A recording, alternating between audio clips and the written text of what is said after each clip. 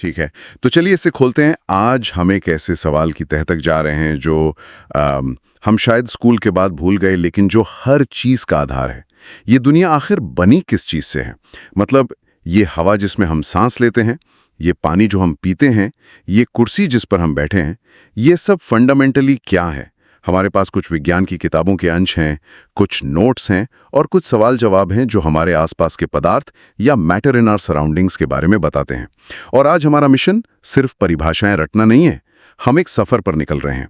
हम अपनी आंखों से दिखने वाली दुनिया से शुरू करेंगे, फिर इतने छोटे स्तर पर जाएंगे जहां सब कुछ एक अदृश्य कणों का डांस जैसा लगता है। हम देखेंगे कि यही डांस कैसे ठोस, तरल और गैस बनाता है, और फिर हम तापमान को ब्रह्मांड की हदों तक ले जाएंगे, एक तारे के दिल से लेकर ब्रह्मांड के सबसे ठंडे कोने तक, ये देखने के लिए कि ये डांस कितना अजीब हो सकता है। बिल्कुल। और जो बात यहाँ आकर्षक है वो ये है कि ये सिर्फ किताबी बातें नहीं है, ये हमारे रोजमर्रा के अनुभवों के पीछे का विज्ञान है। हम ये समझेंगे कि क्यों गर्म खाने की महक दूर से ही आ जाती है, लेकिन ठंडे खाने के लिए उसके पास जाना पड़ता है, या क्यों गर्मी में सूती कपड़े पहनने से इतनी राहत मिलती है। ये अपने आसपास की दुनिया के क्यों को समझने जैसा है। तो शुरू करते हैं सबसे बेसिक सवाल से, पदार्थ या मैटर, ये है क्या? स्रोत कहते हैं कि कोई भी चीज जिसमें वजन हो यानी मास हो, और जो जगह घेरती हो यानी वॉल्यूम हो, वो पदार्थ है। पत्थर, बादल, पानी की एक बूंद, यहाँ तक कि हवा भी। दिलचस्प बात यह है कि ये सवाल नया नहीं है। स्रोत बताते हैं कि बहुत पहले भारतीय दार्शनिकों ने भी इस पर विचार किया था और पदार्थ को 5 मूल तत्वों में बांटा था। पंच तत्व, वायु, पृथ्वी, अग्नि, आकाश और जल। ये दुनिया को समझने का उनका तरीका था। ये सोचना भी कमाल है। पर आधुनिक विज्ञान इसे एक अलग नजरिए से देखता है ना, वो पंचतत्व वाली बात नहीं करता। हाँ, आधुनिक विज्ञान कहता है कि पदार्थ की प्रकृति निरंतर या कॉन्टिन्यूस नहीं है, जैसे लकड़ी का एक ठोस टुकड़ा दिखता है, बल्कि ये छोटे छोटे कणों यानी पार्टिकल से बना है। जैसे रेत के ढेर सारे दाने मिलकर एक टीला बनाते हैं। मतलब जो चीज हमें ठोस दिखती है वो असल में ठोस है नहीं, वो अरबों खरबों छोटे कणों से बनी है। बिल्कुल। और इसका एक बहुत ही सरल सा सबूत स्रोतों में दिया गया है। सोचिए, आपने एक ग्लास पानी लिया और उस पर एक निशान लगा दिया। अब आपने उसमें 2 चम्मच नमक या चीनी घोली, क्या पानी का स्तर ऊपर जाएगा? नहीं, वो तो उतना ही रहता है। अरे हाँ, इसका मतलब है कि नमक के कण कहीं गायब हो गए। गायब नहीं हुए, वो पानी के कणों के बीच जो खाली जगह थी उसमें जाकर समा गए। ये छोटा सा एक्सपेरिमेंट हमें पदार्थ के बारे में 2 बहुत बड़ी बातें बताता है। एक, कि पदार्थ कणों से बना है, और 2, उन कणों के बीच में खाली जगह होती है। ठीक है, तो हमारे चारों ओर सब कुछ छोटे छोटे कणों का खेल है। बिल्कुल। पर ये कण खुद कैसे हैं? मतलब इनका कैरेक्टर कैसा है? स्रोतों के हिसाब से इनके 3 मुख्य गुण हैं जो सब कुछ तय करते हैं। पहला तो हमने देख ही लिया, इनके बीच में जगह होती है। इसी वजह से हम चाय या कॉफी में चीनी घोल पाते हैं, या एक गोताखोर स्विमिंग पूल के पानी को चीरता हुआ आगे बढ़ पाता है, क्योंकि वो पानी के कणों के बीच की जगह का ही इस्तेमाल कर रहा है। अच्छा, और दूसरा गुण? दूसरा ये कि ये कण कभी रुकते नहीं, ये लगातार गति में रहते हैं। उनमें एक ऊर्जा होती है जिसे हम गतिज ऊर्जा या काइनेटिक एनर्जी कहते हैं। इसका सबसे अच्छा उदाहरण है अगरबत्ती की महक। जब आप कमरे के एक कोने में अगरबत्ती जलाते हैं तो उसकी खुशबू पूरे कमरे में फैल जाती है। ऐसा इसलिए होता है क्योंकि अगरबत्ती के धुएं के कण हवा के कणों से टकराते हुए पूरे कमरे में घूमते रहते हैं। इस फैलने की प्रक्रिया को विसरण या डिफ्यूजन कहते हैं। डिफ्यूजन, अच्छा, मतलब फैल जाना। यहाँ पर बात वाकई दिलचस्प हो जाती है। स्रोतों में गर्म और ठंडे खाने का जिक्र है। यही वजह है कि गर्मा गर्म समोसे या जलेबी की खुशबू दूर तक आ जाती है, लेकिन फ्रिज में रखी मिठाई की खुशबू के लिए हमें उसके पास जाना पड़ता है। एग्जैक्टली। जब हम किसी चीज को गर्म करते हैं तो हम असल में उसके कणों को ऊर्जा दे रहे होते हैं। उनकी काइनेटिक एनर्जी बढ़ जाती है और वो बहुत तेजी से इधर उधर भागने लगते हैं। इसीलिए गर्म खाने के महक वाले कण तेजी से हवा में फैलकर हमारी नाक तक पहुंच जाते हैं। और तीसरा गुण, ये सबसे जरूरी लगता है। तीसरा गुण है कि पदार्थ के कण एक दूसरे को आकर्षित करते हैं। उनके बीच एक फोर्स ऑफ अट्रैक्शन होता है जो उन्हें एक साथ बांध कर रखता है। आप इसे ऐसे समझ सकते हैं कि ये कण एक दूसरे से जुड़े रहना चाहते हैं। अब ये जुड़ाव कितना मजबूत है, इसी से तय होता है कि कोई चीज कैसी होगी। स्रोतों में इसका एक बढ़िया उदाहरण है। अगर हम एक लोहे की कील, एक चौक का टुकड़ा और एक रबर बैंड लें और तीनों को तोड़ने की कोशिश करें, तो सबसे ज्यादा मुश्किल किसे तोड़ना होगा? जाहिर है लोहे के केल को, क्योंकि उसके कणों के बीच का आकर्षण बल बहुत ज्यादा मजबूत है। चौक आसानी से टूट जाएगी क्योंकि उसके कणों का आपसी आकर्षण कमजोर है, और रबर बैंड खिंच जाएगा लेकिन टूटेगा नहीं क्योंकि उसके कणों के बीच का आकर्षण लचीला है। तो ये 3 नियम, कणों के बीच जगह, उनका लगातार हिलना और उनका एक दूसरे को खींचना, हाँ, यही तय करते हैं कि कोई चीज ठोस होगी, तरल होगी या गैस। बिल्कुल। आप इसे 3 तरह की पार्टियों की तरह सोच सकती हैं। ठोस सॉलिड्स एक बहुत फॉर्मल पैक्ड शादी की तरह है, जहां हर कोई अपनी तय सीट पर बैठा है। कण बहुत पास पास हैं, कसकर बंधे हैं और सिर्फ अपनी जगह पर हल्का हल्का कांप सकते हैं। इसीलिए उनका आकार और आयतन यानी शेप और वॉल्यूम दोनों फिक्स होते हैं, जैसे ये मेज। और तरल लिक्विड्स वो कैसे हुए? इब तो हैं, लेकिन वे घर के अंदर घूम फिर सकते हैं, एक दूसरे से गुजर सकते हैं, पर घर छोड़कर नहीं जा सकते। मतलब कणों में आकर्षण है, पर इतना नहीं कि वो एक जगह बंधे रहें। इसीलिए तरल का वॉल्यूम तो फिक्स होता है, पर शेप नहीं। वो जिस बर्तन में डालो उसी का आकार ले लेते हैं। तो फिर गैस एक बहुत बड़ा आउटडोर म्यूजिक फेस्टिवल हुआ? एकदम सही एनालॉजी है। गैस एक ओपन एयर फेस्टिवल की तरह है, जहां लोग एक दूसरे से बहुत दूर हैं और पूरे आजादी से हर तरफ भाग रहे हैं। कणों के बीच आकर्षण लगभग न के बराबर होता है और खाली जगह बहुत ज्यादा। इसीलिए गैस का न तो कोई फिक्स शेप होता है और न ही वॉल्यूम। वो जितनी भी जगह मिले उसे पूरी तरह भर देती है। और इसी वजह से हम गैसों को आसानी से दबा सकते हैं ना, जैसे एलपीजी या सीएनजी सिलेंडर में। हाँ, इसी गुण को संपीडितता या कंप्रेसिबिलिटी कहते हैं। क्योंकि गैस के कणों के बीच बहुत खाली जगह होती है, हम दबाव डालकर उन्हें पास पास ला सकते हैं और एक छोटे से सिलेंडर में बहुत सारी गैस भर सकते हैं। जबकि ठोस लगभग इनकम्प्रेसिबल होते हैं, उन्हें दबाया नहीं जा सकता। रुके, यहाँ स्रोतों में एक मजेदार सवाल है। स्पंज को तो हम ठोस कहते हैं, पर मैं उसे आसानी से दबा सकता हूँ। ये तो ठोस के नियम को तोड़ रहा है। इसमें क्या राज है? ये एक बढ़िया पहेली है। राज ये है कि स्पंज के अंदर छोटे छोटे छेद होते हैं जिनमें हवा भरी होती है। जब आप स्पंज को दबाते हैं तो आप असल में उसके ठोस हिस्से को नहीं, बल्कि उन छेदों में भरी हवा को बाहर निकालते हैं।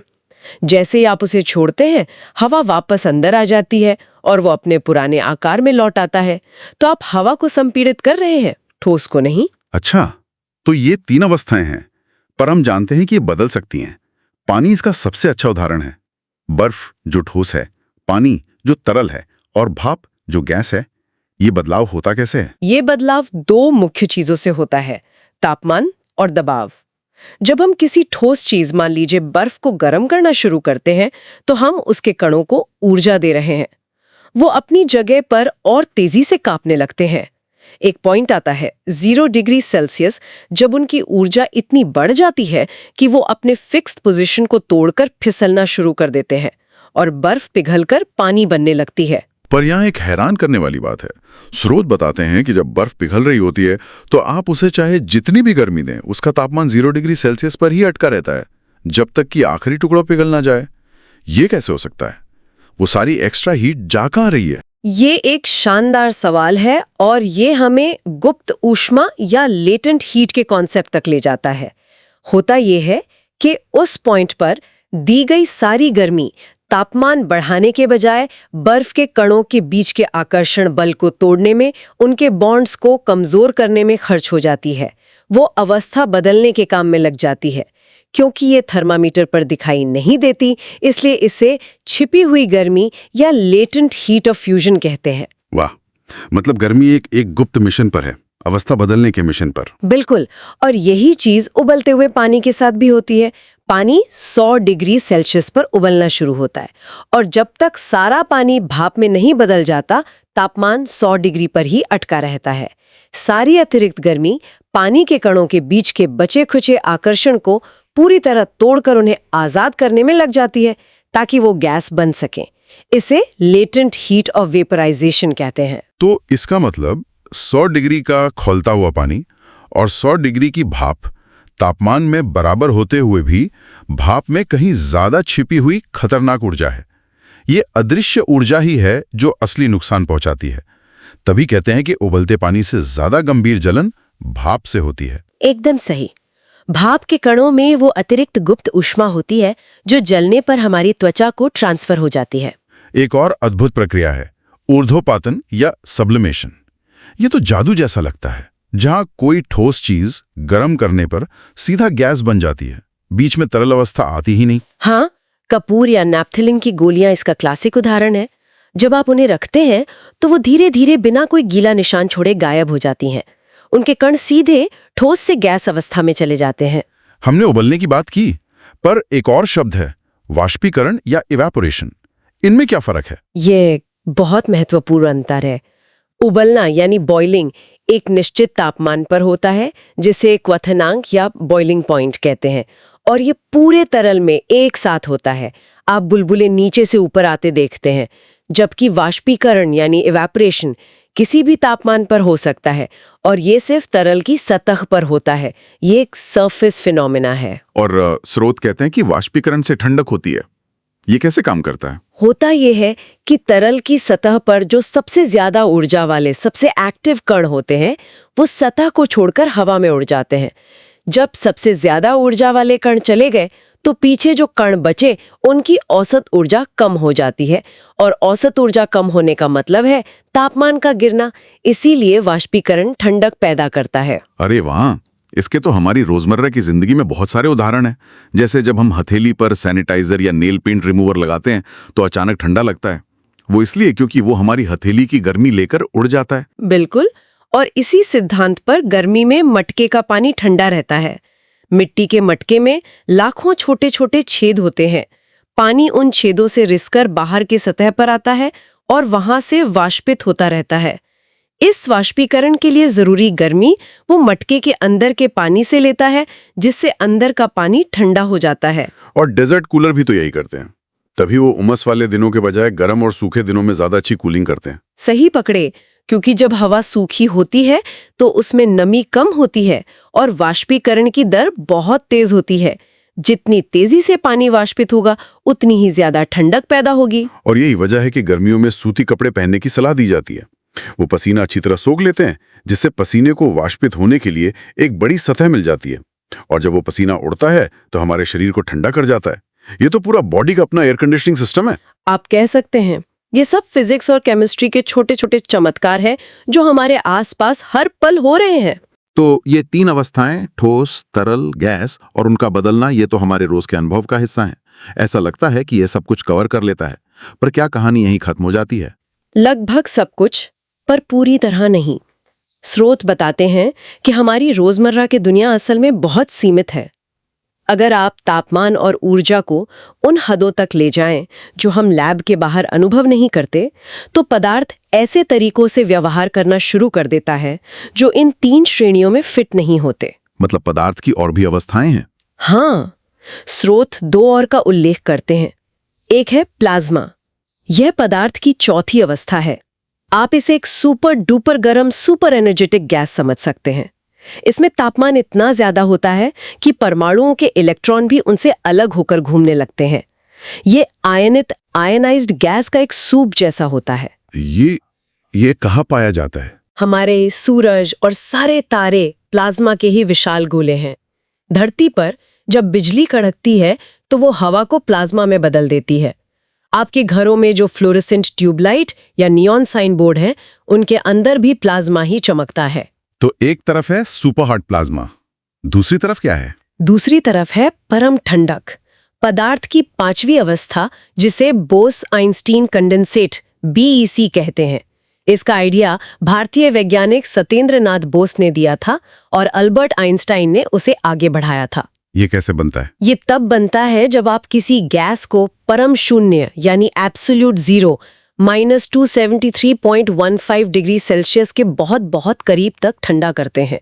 इतने कम तापमान पर सारे कण अपनी ऊर्जा खो देते हैं और एक दूसरे में मिलकर अपनी अलग अलग पहचान खो देते हैं।